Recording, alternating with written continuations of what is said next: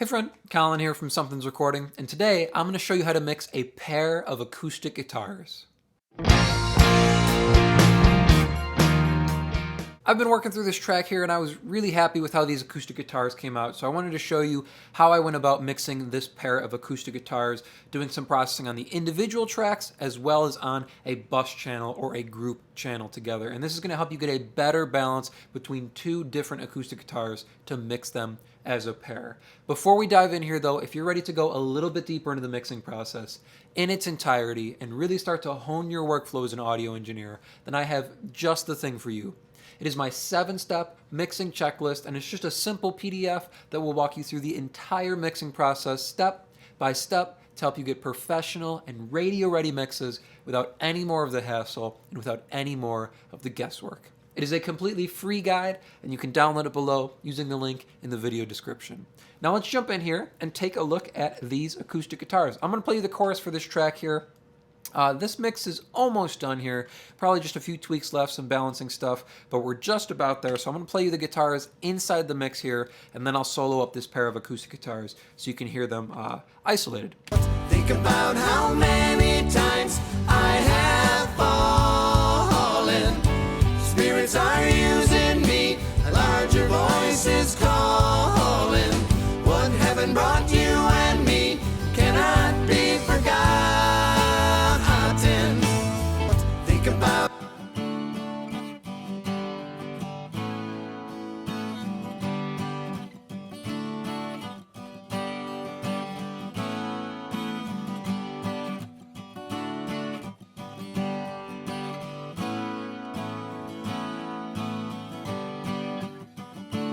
So you can hear it's two different performances on acoustic guitar, so it's two different rhythm guitar parts here, but they work together nicely as a pair to support the big stack of vocals we've got going on inside this track here. So let me walk you through how we ended up with this acoustic guitar mix. So we've got this pair of guitars here. We've got an acoustic, and then we've got an acoustic double, and then we've got a rhythm guitar level that both of these guys are sending into here. We're doing a little bit of processing on each individual track, and then we're processing them as a pair and mixing them like they were one stereo instrument here. Let me play you the raw sound from this pair of acoustic guitars.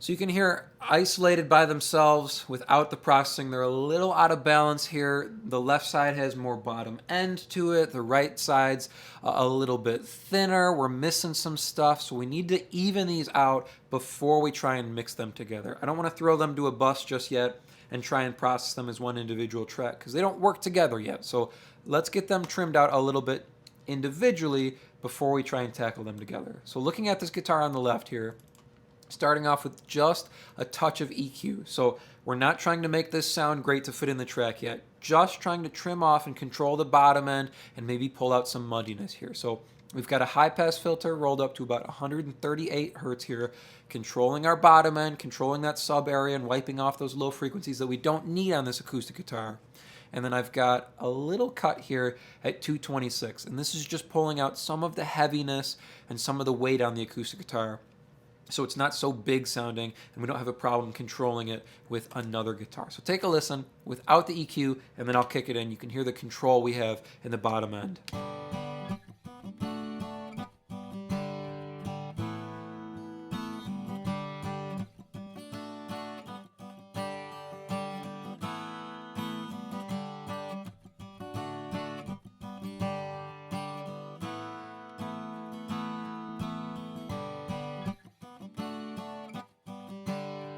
That's all we need to start off with here, this guitar, is just controlling some of that bottom end, making sure it's not too boomy and it's not too heavy on its own. Now, the other thing I'm doing, just to give me some advantage when I do get to the bus in terms of volume control, is I'm throwing a little bit of compression on this track here. I love using this 1176 on acoustic guitars just to grab some of those peaks here. So our attack is at 0.55 milliseconds, release is all the way up at 50 milliseconds, so as fast as possible.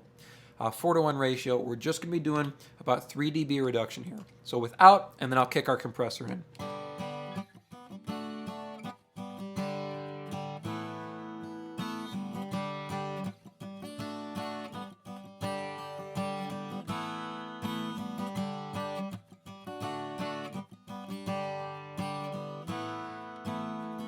So it's not making a big difference tone-wise, just grabbing some of those peaks as they come by, so we have a more even guitar when we send it into the bus. So it's going to make it easier to balance these two guitars together as a pair. So that's our first guitar on the left. Let's take a look at our one on the right. So looking very, very similar in terms of processing, just slightly different points here. Or actually, we're looking at the same points here on this guitar. So 226, 138, 226, 138. Our only difference is we're pulling out slightly more bottom end on the right here. So take a listen. I'll play you without this EQ here, and then I'll kick it in. Again, listen to how we're controlling the bottom end, trimming off some of that sub area, and just pulling out some of that muddiness, some of that heaviness around the 200 hertz area.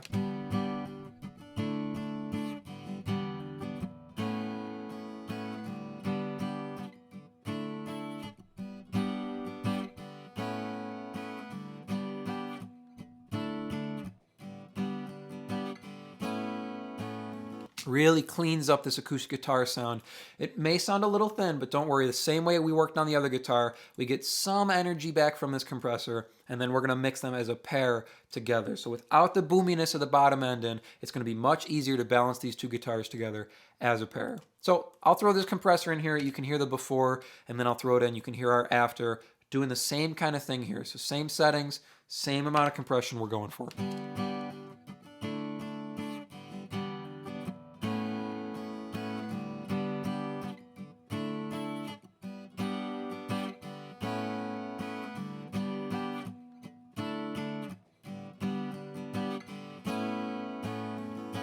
So now, if we pair these two guitars together, I can flip back to stereo here, you'll see we have a little bit better balance between these guitars, just with the processing on the individual tracks.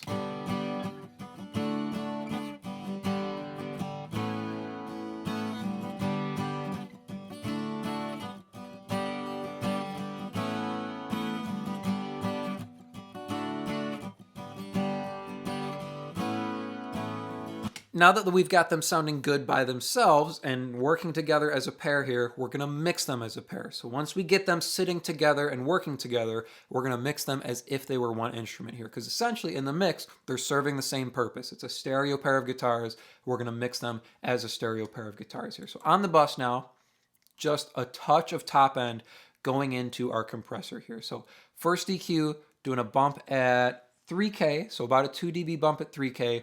And then same kind of 2 dB boost up at 7K here. So we're at 303K and then 7.29K here. Take a listen. I'm going to AB these two boosts together because they're serving the same purpose. This 7K boost, adding some shine, some air up on the top end.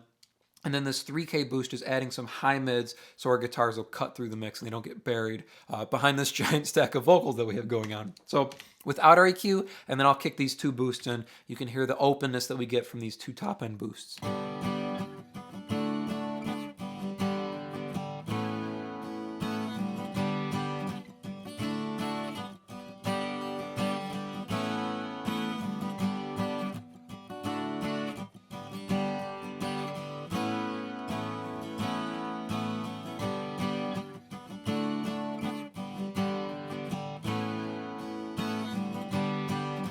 It's not a huge difference, but it brings up that brightness and that shine across the top of these acoustic guitars that helps them sit really, really nicely panned out wide in this track here.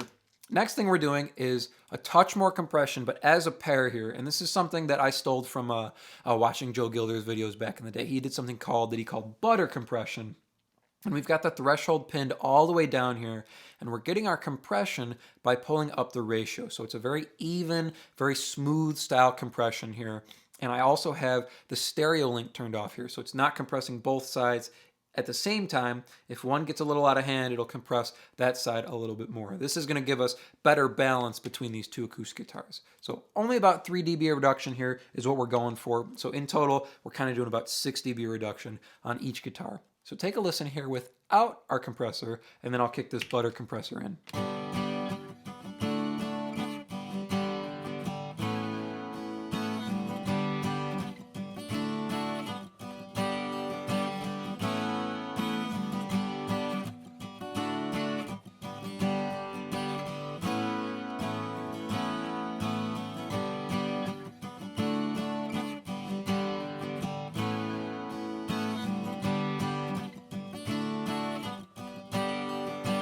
very smooth style compressor. It reminds me a lot of like LA3As or LA2A style compression. We've got a very fast attack, very fast release here, but keeping that ratio low and keeping our threshold all the way down gives us this very smooth, very even style compression that works really well on a pair of acoustics like this. Now, last but not least, let's add some weight to these acoustic guitars. Let's add some fullness in the bottom end, so a dB and a half at 142 hertz just to finish off these guitars.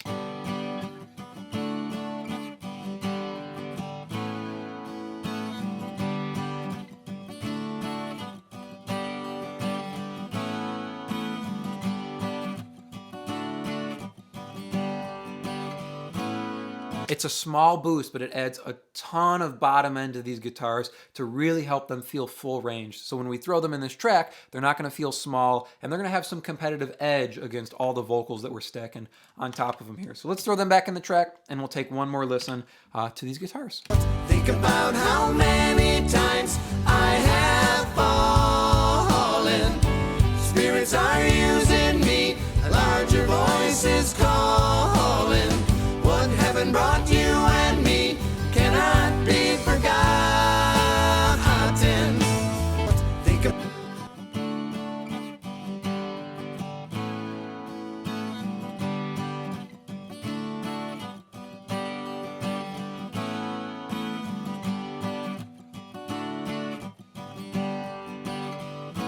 So if you're working on a pair of acoustic guitars, try doing just a touch of processing on the individual tracks, a little EQ to round out our bottom end here, a touch of compression just to even them out so they work as a pair, and then mix them as a pair. So one pair of acoustic guitars, adding our top end, more evenness, and giving them that weight in the bottom end.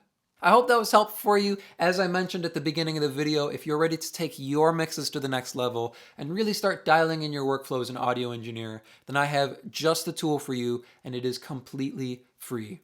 It is my 7-step mixing checklist, and you can download it below to start creating more professional mixes in less time. Thank you so much for watching, and I will see you in the next video.